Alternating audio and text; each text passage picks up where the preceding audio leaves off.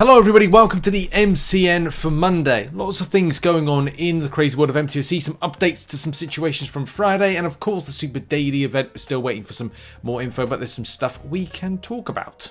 So we'll start with the Super Daily event because that's stuff we know info on. Tier 3 Alpha being removed from, say, the Valiant portion of things is still a bit of a question mark.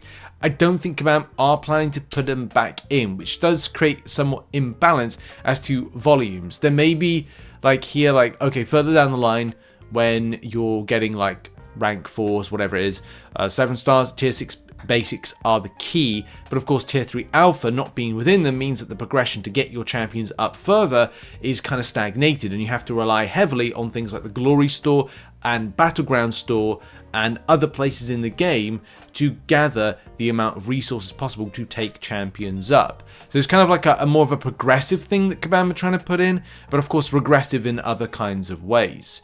If you're a Paragon player as well, you have noted that there's been a bit of an inconsistency, yeah, this is the, is it the one here? Yeah, so this is a mistake right here with this one, as we learn in that tier 3 alpha volume there is meant to be tier 4 alpha, so hopefully you didn't choose it, and I think Kabam have resolved this. If not, it's on the radar to be resolved. Because this particular weekend goes over a bank holiday, I don't know if Kabam will give an answer to the player base on the tier 3 alpha being missed from this, especially as I know a lot of people have kind of reached out to myself and of course like gave feedback to Kabam on this as well, regardless if you think that there's some kind of like, I don't know, conspiracy theory as to why it's been removed.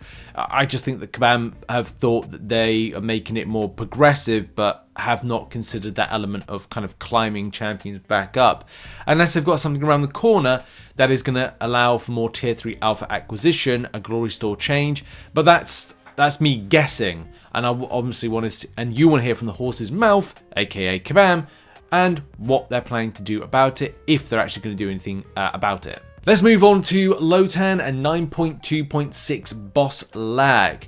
So I saw that there was some mention about the champion and like, a bit of lag. And it seems like a lot of people, as they're doing the fight, are experiencing that as well. And yeah, plenty of feedback about that, and it's definitely something on Kabam's radar. So for those that have fought that particular champion, bit of a warning. With the recent arrival on 9.2, we have Lotan as a boss. I was excited until I encountered a terrible lag that makes the battle unplayable. My phone has 8 physical RAM. Wow, okay. And 4 virtual RAM, plenty of storage space, and at best I have made sure everything is okay. I think the problem is the optimization of our devices. It's just frustrating. I hope everyone else can share their experience if they have one. I don't know if it's the background animation, the storm, so to speak. So they're kind of like, weather system that's in the background. But yeah, this has been added to the Trello board. We've got eyes on this, and we can check Trello board as well, see where it's on to. But let's be honest, if people even stop complaining, the lag wouldn't just go away. Okay, well, that seems a bit weird. But anyway, so as mentioned in the dev diary, we'll have weekly Trello summaries. And so yeah, so anyway, the game team is aware of this and looking into it, but that may be just to kind of sort out the background animation. So if you are thinking a bit about doing a Lotan fight, then maybe you want to hold off for a moment and wait until it's been potentially fixed. Next up, and to my surprise, with a week out, and I'm very excited to play a 7-star Galan and do some content on that one, Tigra is going to be your next Heart of Fire champion coming into game to potentially get. This is actually really exciting for well, I don't know. Like, some people have said that they're not so excited and refer to it more like for the 5% of the community. I don't know, man. Like, it's a real tough one because there's going to be champions that you like as a 6-star that you want as a 7-star, but just aren't that. Galan was one of mine, but that's the thing, isn't it? Like, I don't know if Galan's for everybody as an interesting champion that they love to see as a 7-star. The same way with people are looking at the Tigra's edition and going, could it have been Dr. Doom over Tigra, or Black Widow Clairvoyant over Tigra? And that's just difficult, isn't it? Because people like champions of various different types. They're trying to force that kind of narrative of it's not what I would have wanted is tough. But yeah, I definitely wanted a 7-star Dr. Doom. But Tigra, innit? it's a good champion nevertheless. And Heart of Fire Crystal will drop on May 7th for those interested on when this event will drop. I'm looking forward to this event as well. It's going to be similar to our Mega Days. We're going to do some coverage of it, of course, but we've got spring cleaning next week. That's exciting.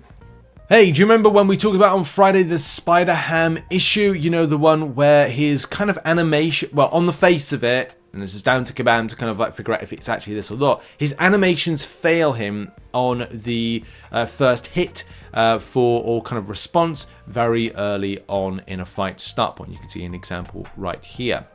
There's been an update in this one in that Kabam are dealing with it, or they understand. Just an update, the team is working on a fix, but it's a long weekend, so probably won't have any further news until next week, but they're working on it. So that's a good, positive update to that particular situation on SpiderHam's technical problem. It just depends on, yeah, like if it's been an issue, it's been a rotation for you, blah, blah, blah, blah. So yeah, good news, positive news overall.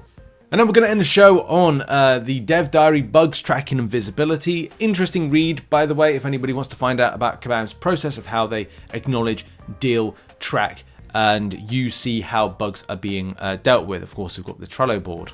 A lot of it is just like, well, what you know. If you want to give it a read, go give it a read. I will be paraphrasing some things, but that's in the spirit of kind of like, well, I don't want to make this video too long.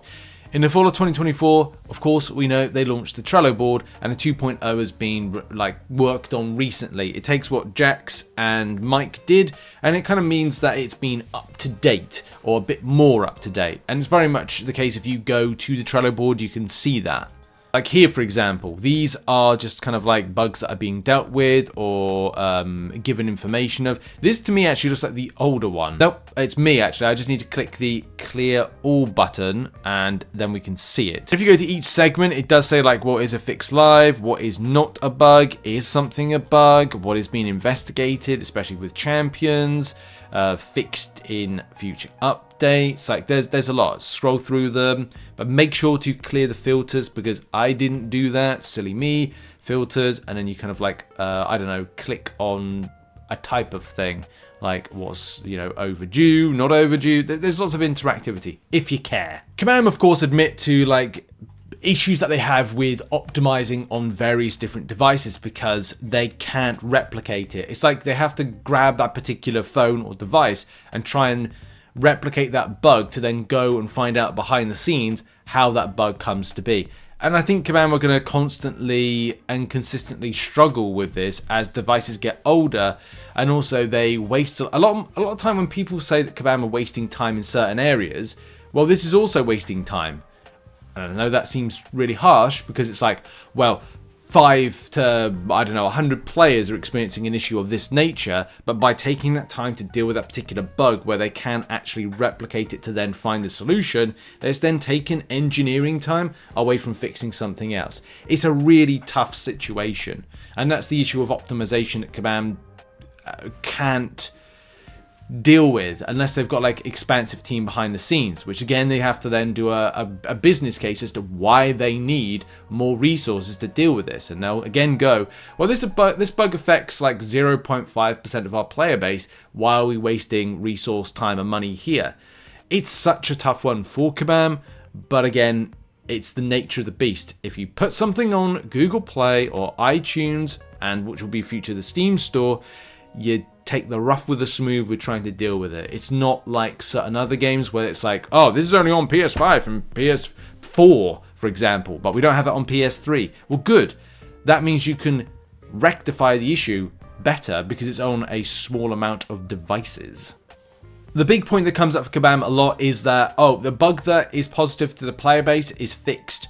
Positive to the player base, but negative to Kabam is fixed quicker than anything else. Yep. Like, we all know that's the case. It's been the same thing for years and it will be for years to come. I mean, look at that Tier 7 basic issue. If you look at Mutant Treasure Island, people remember that? Some people might not. But that was a very much kind of like exploitative type thing that needed to be resolved because people were going in and refarming some resources which were quite spicy. The same thing, I suppose, with Tier 7 basic, but it was spending money, which that often did get returned back. But yeah, it's tough, isn't it? When Kabam makes such a mistake, they have to cover their asses. Kabam and MCOC suffer a lot, and they suffer through their own mistakes. Like when they make mistakes, or it's the game's not, you know, you've coded something, you've gone, I've coded this right, and everything's fine, and then something appears. I had an issue like something last week where I was like, I did something, and it's fine, and then somebody picked up on something that wasn't really a kind of like an issue that appeared, but it was something that had to be dealt with. And that's again something where you're like, well, these things happen. Unfortunately for MCC and Kabam, like, these happen regularly. I don't know if they happen to the same degree as some of their other games, like, you'll have to put in the comments, like Transformers Forged to Fight, some of the other games, yeah, like Shop Titans, Marvel Realm of Champions. I don't remember as many bugs in Marvel Realm of Champions as I did with this one. King Arthur, Rise of Legend, or whatever it is. What is it? I can't remember what it is. Have you seen any kind of like bugs or problems in that game? So maybe again it's just down to like the build of the game. Like, is it just going to be an ongoing thing rather than that?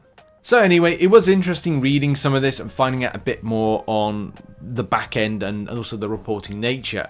But it's just going to be something that's always going to happen. If you looked through this and going, I'm going to expect Kabam to be able to deal with bugs 20% quicker, it's not going to be the case. Are you going to find out that you're going to have a better line of reporting on bugs that you experience? Yes. Are there going to be a lot of bugs still missed? Of course. Is this going to be an ongoing forever in the lifespan of the game? It is. So take this as you fancy. Also, there's under investigation some things following here. Pulverizing Sentinel's armor up buffs triggers his instant power gain. Wiccan can fail to trigger his flame spell if he's creating plasma at the same moment. Powerful 2 states that their combat power rate can be reduced, and other things right there. Rooter can be disabled for the rest of the fight, and a fixes life for Spider-Woman's Ensnare is reducing ability X reduction by incorrect potency. Stripe's block unblockable does not reference that, needs his personal concussions, and Lady Deathstrike's prevention of unstoppable and unblockable does not reference that, it needs her personal heal block. There you go. That's been a show. That's been a little bit of coverage on that. But please go give it a read, because I've paraphrased it a lot and come to my own conclusions. Go there and have your own conclusions. Bye-bye.